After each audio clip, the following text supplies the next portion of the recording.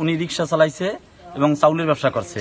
ব্যবসার পরে আস্তে আস্তে ধাপে ধাপে ধাপে যখন সেনা হয়েছে তখন চাকরি করলো, ডেলিভারি চাকরি করছিল।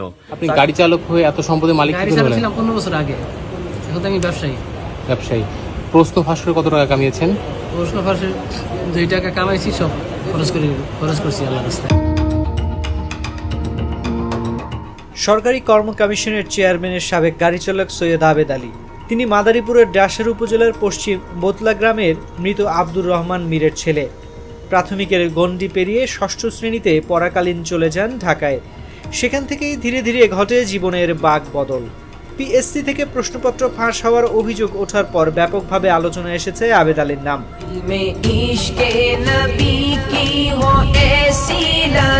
প্রশ্ন ফাঁসের ঘটনায় তাকে গ্রেফতারও করেছে পুলিশের অপরাধ তদন্ত বিভাগ।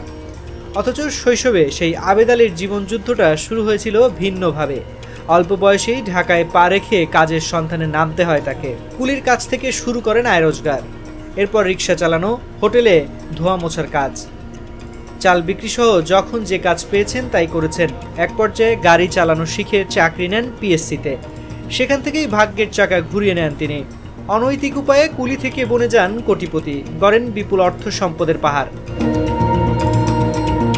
আবেদ আলী এখন ডাসার উপজেলা পরিষদ নির্বাচনে চেয়ারম্যান পদে প্রার্থী হওয়ার স্বপ্ন দেখছেন। এলাকায় টানিয়েছেন পোস্টার, ব্যানার।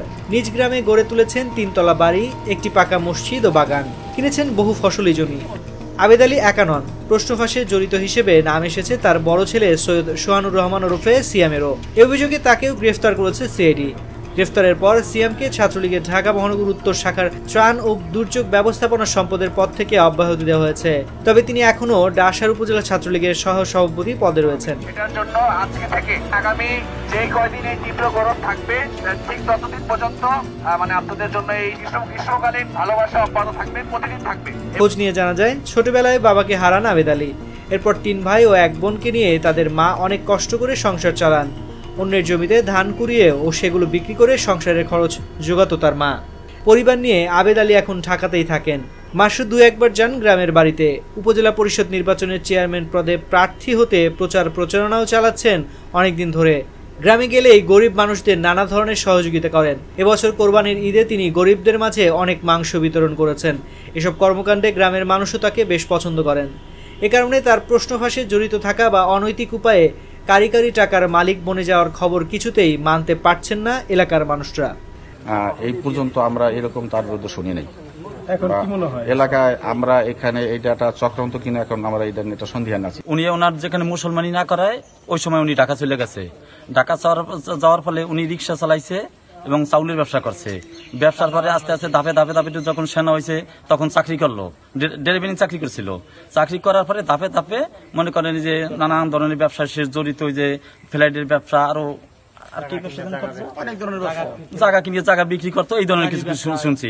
এখন তো আল্লাহ রহমতে ও ভালো আছে, বা গরিব দুঃখীদের সাথে সবার সাথে জড়িত আছে আর কি, ভালো ইনশাল্লাহ। হ্যাঁ, আমি এই যে প্রশ্ন ফাতে ডাটা এই আপনাকে মুখে আজকে আমরা শুনলাম, এছাড়া আমরা কোনোদিন এগুলি শুনি নেই। তুমি সে দেশে আইলে অসহায় গরিব দুঃখী সুখী মানুষ, তারপর ধর্মীয় কাজে হাত পাতলে তার সে কারণে খালি ফিরে না। 10,000 টাকা দেন, হ্যাঁ ওটা তাহলে এলাকায় মোটামুটি মানুষের পাশে সে খায়। অভিযোগ এসেছে, তো অভিযোগের ভিত্তিতে আমাদের খোঁজ খবর অব্যাহত আছে এবং ওনার কাছে যদি অন্যায় করে বা কোনো কিছু যদি এই ধরনের কোনো যদি সম্পত্তি যদি ওনার কাছে থেকে থাকে, আইনের বাইরে যে সম্পত্তিগুলো আছে সেগুলো সম্বন্ধে আমাদের ইতিমধ্যে খোঁজ খবর অব্যাহত আছে। একই সাথে আদালতের যদি কোনো আদেশ হয়, আদালতের আদেশ অনুযায়ী আমাদের যা যা আইনগতভাবে যে অ্যাকশনের কথা এগুলো আমরা সব অ্যারেঞ্জমেন্ট আমাদের হচ্ছে। একই সাথে অন্যান্য যে ইস্যুসগুলো আছে এগুলোতে আমরা খেয়াল রাখছি। সবচেয়ে বড় বিষয় হচ্ছে যে যদি আইনের বাইরে যদি অন্যায় করে যদি কোনো কাজকর্ম যদি সম্পাদন করে থাকে, ওনাকে আইনের আওতায় আনার জন্য যা যা করার সব কিছু আমাদের পক্ষ থেকে উদ্যোগ থাকবে।